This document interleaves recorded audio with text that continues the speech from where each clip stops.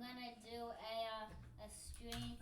I'm gonna analyze my app game by myself. But this was not just over the. This was not just online. This was over the board. Also, only 20% of people are actually subscribed to my channel. So if you like this video, just consider subscribing. It's free and you can always change your mind. Okay, let's get straight into the video. So who was this dude you were playing? What was his rating and everything? His rating was like almost 500. Okay, and this was round what? 1. Okay, and what was the format of the tournament? It was game 4 to lay 5. Alright. Okay. So you're playing what color?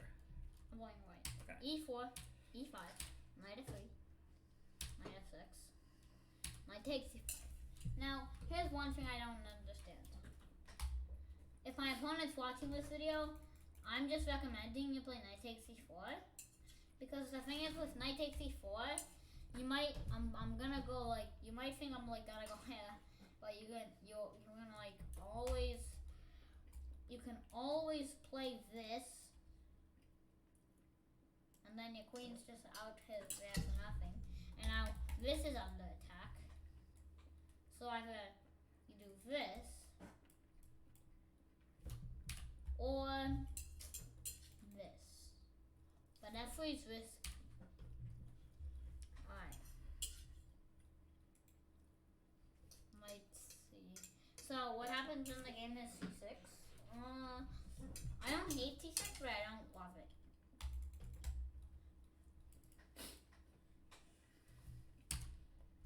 Knight c3. So you can just click right on it, or do that.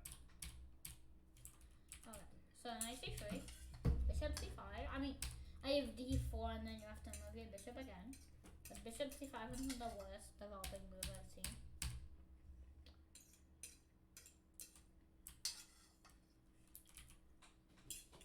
I mean, maybe I could have gone here, because I was thinking, going here, like if I actually want to check one day, I can't go here, so I'm just going to check now.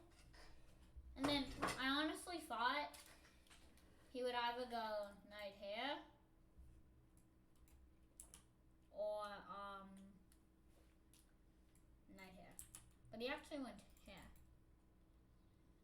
And I don't hate it also. Now queen e2, I had a plan up my sleeve. I said, if you take this,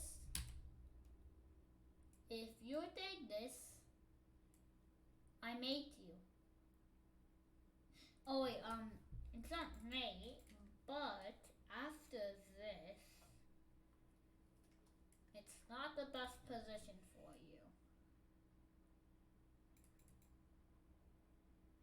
I don't really like the position here because after I take and take, here, here, and then here, and my pawn's defended at the end. Even though I have double pawns, it's still definitely better for me because I'm a rook. So queen e2, bishop takes d4.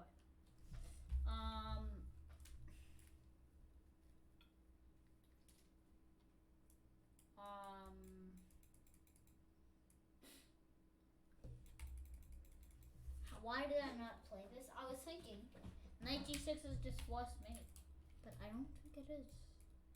Because here's what I calculated knight d6. I thought it was, I mean I knew I was like winning big time, but you can actually do this.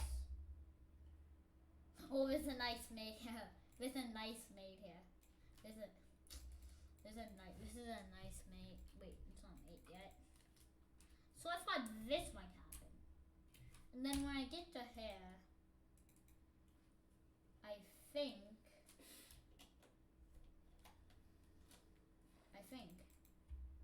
queen takes b5, king takes b5.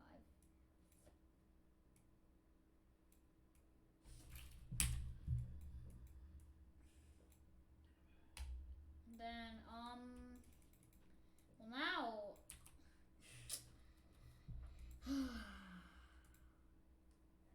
knight d6, bishop b5. Alright, so what he played was bishop b5, and bishop b5 is obviously a blunder. It hangs mate in two. So what he should have done is like maybe here.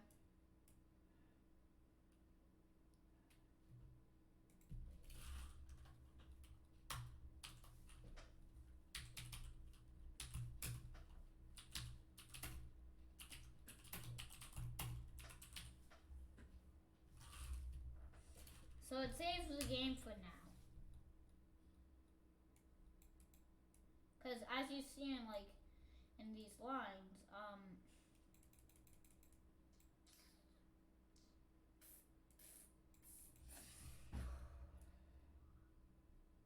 oh yeah, I think it's forced me.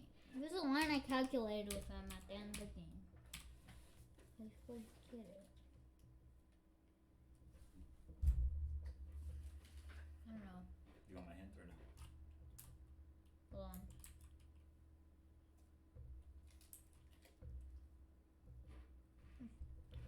Well, then I just took on e5, and then queen e7, queen takes e7. Can I look at round 2? This was super short. Well, hold on. Let me jump in because I have a couple of comments on this myself. Let's switch Wait, scenes. hold on for a second. There's one more comment I want to add to the game. So okay, right here, I also thought it would play bishop b4. Bishop b4, or bishop e7, or maybe even bishop d6. I was not expecting this.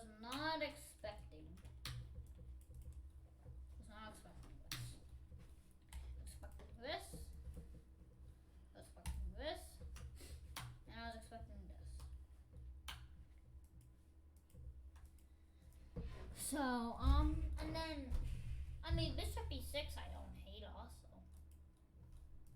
But it's not what I was expecting. And also another comment, right here, I calculated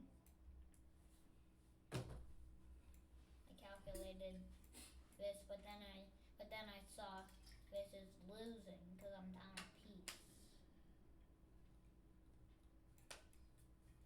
And now I'm down at advantage. He has the advantage. But and this pawn is also hanging, so I'd have to go like this. And it's not super winning for me. Like, let's say what Stockfish says. Oh, no stockfish. Let's turn that off for analyzing ourselves. Right now. Well, I mean, either way, I knew I was losing in this position. Are you ready to switch? So let's just c6. When I thought he was gonna play c6, I thought he was gonna play some tempo like immediately, like right here, some tempo thing. Like I thought he would play 5. And when he played c6. But then I thought, so I knew Todd wouldn't say, Jack, you can put a pawn in the center, because I would know that he can take the pawn back. So that's why I played knight d3, because, I mean, okay, here's for defending moves I could have also played. I could have played queen f3, queen g. No one's dumb enough to play queen g4. f3, e3, bishop d3, and many others. Well, not. Yeah, so like, there's not that many moves that you can play this on this pawn.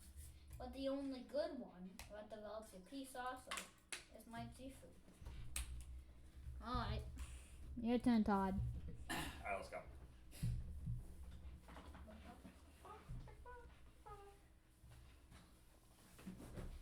Okay, so I agree with a lot of what you said, and I have some things to add.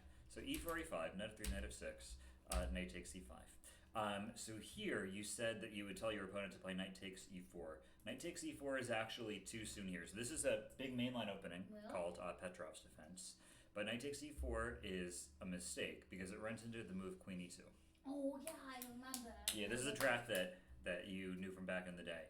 And if they retreat their knight, this is a huge blunder because of knight c6. Yeah, if they retreat their knight, that's even a worse one. So they end up losing a pawn because they have to do something like queen e7,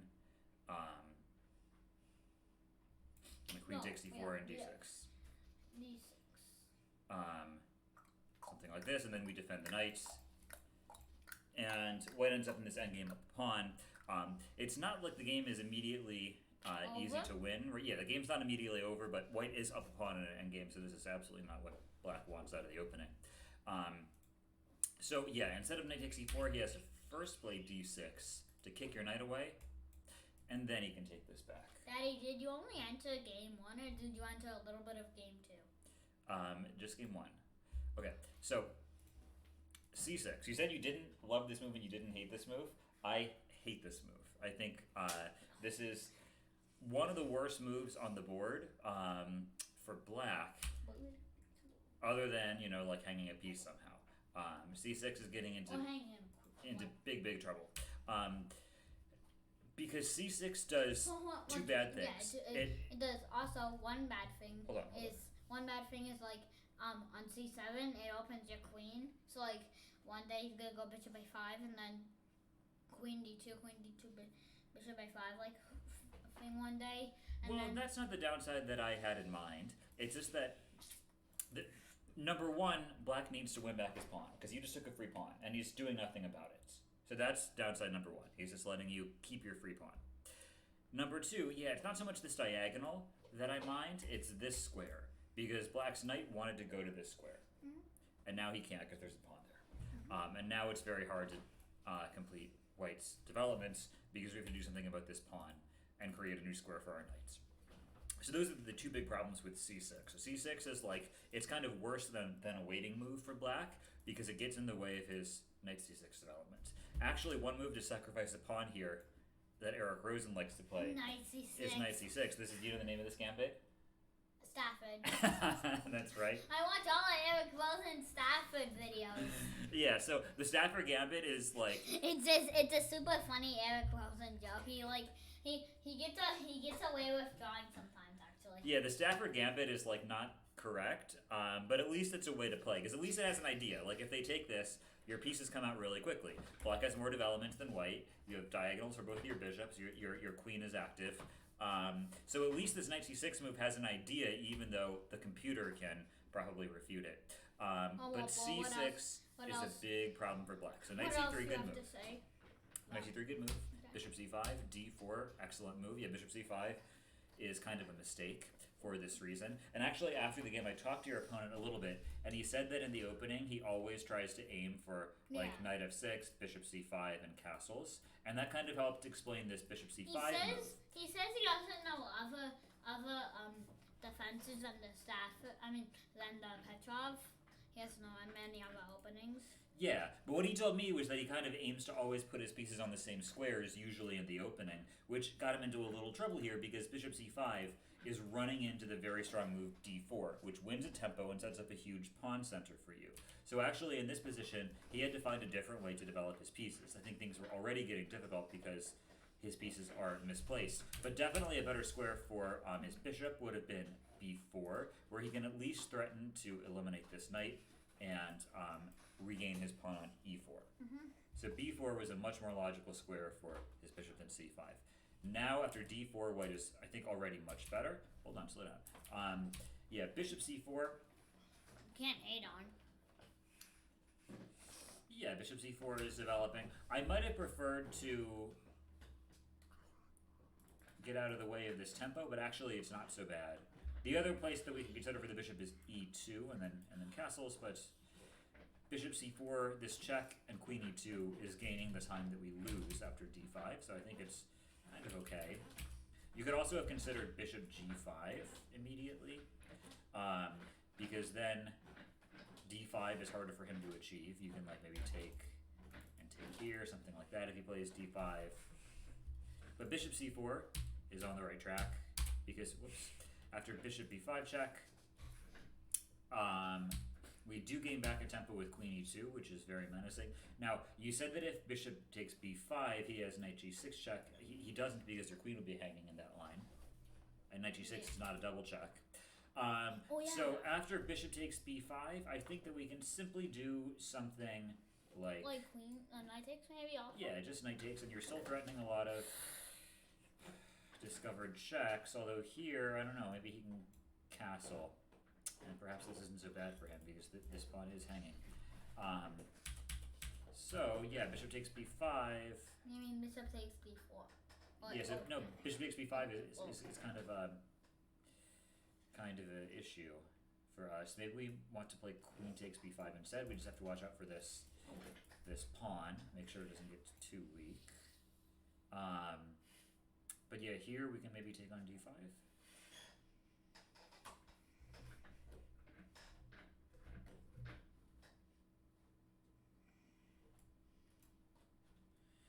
This looks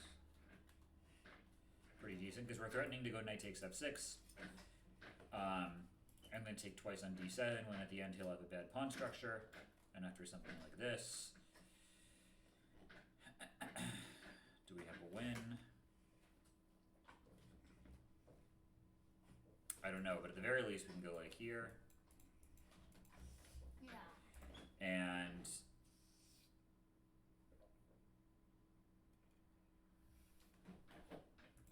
okay, just castle simply. When we are up a pawn in an endgame and have a much better pawn structure, white should be winning in this endgame. Okay. C3 is coming. Is that it? So, queen e2, yeah, bishop takes d4 he plays, which is a blunder. You actually have many winning moves here. Knight c6 check is kind of the most natural way to win, just picking off his queen immediately, and then we can say goodbye. Knight g6 check is also completely winning, but yeah, knight e4 is very complicated. Makes things a lot more complicated than in the game.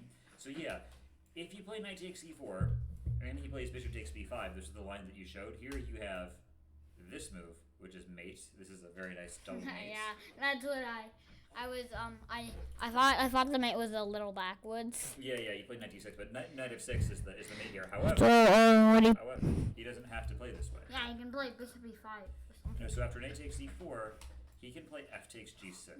Yeah, but that's the line I calculated with my opponent. That's the line. Well, we looked at this after the game. Also, this is also what I calculated with my opponent.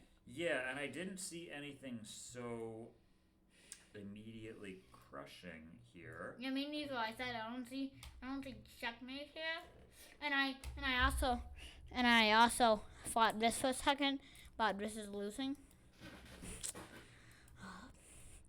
So I decided to play queen here, and then I thought, yeah, there's nothing forced yet here. I mean, I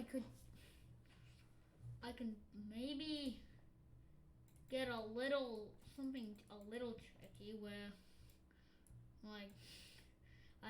maybe I can sneak in this way on. Wait, can I really? Can I? What can I? Can I? Yeah, you're not going to have to.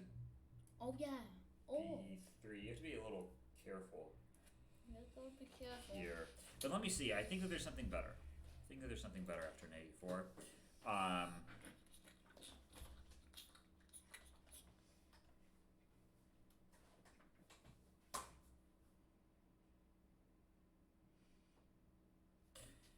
Yeah, so instead I guess we just go here, I think.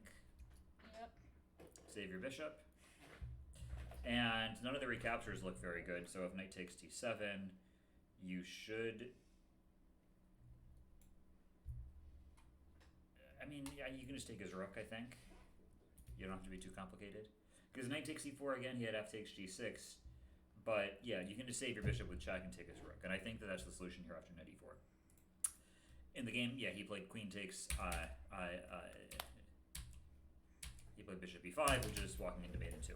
So good job. This was a crushing victory. I don't think he made any serious mistakes. Knight c6 is maybe more accurate than knight g6. Both are totally winning. I just want to check, now that we've both looked at this, what the computer says about knight e4. Yeah. Let's find out. Just for for lines. Whoa. Yeah, it just wants you to take the rook. And it's also fine with you tossing in your bishop and then taking the rook. But that's the idea. Alright, we're gonna end this video, but then we're gonna do another video right after this one. So, like and subscribe. Goodbye.